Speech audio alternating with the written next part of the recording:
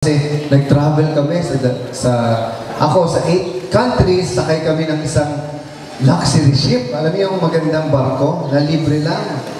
Magiging youth ambassador kayo ba ng ano. Ang course ni Kuya Choi ay BA Speech Communication.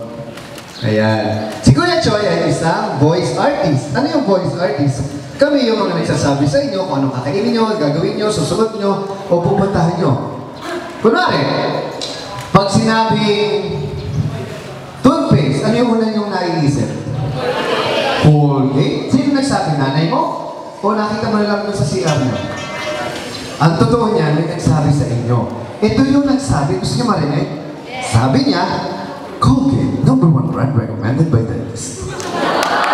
Si Kuya Choi yun. Ayan.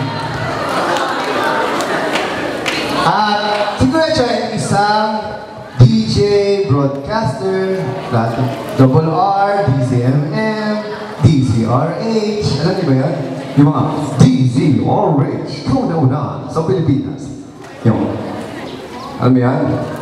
DZMM, Radyo Patrol. Yan yung mga yan sa Manila. Si Kuya Choi ay isang dubber din. Alam niyo ba ito? Kilala niyo ba sila? Sila yung mga dubbers ng Nature Garden. Ewan ko naabutan niyo pa yung Nature Garden. Si Kuya Choi ang isa sa mga dubbers doon at voice director. Ayan.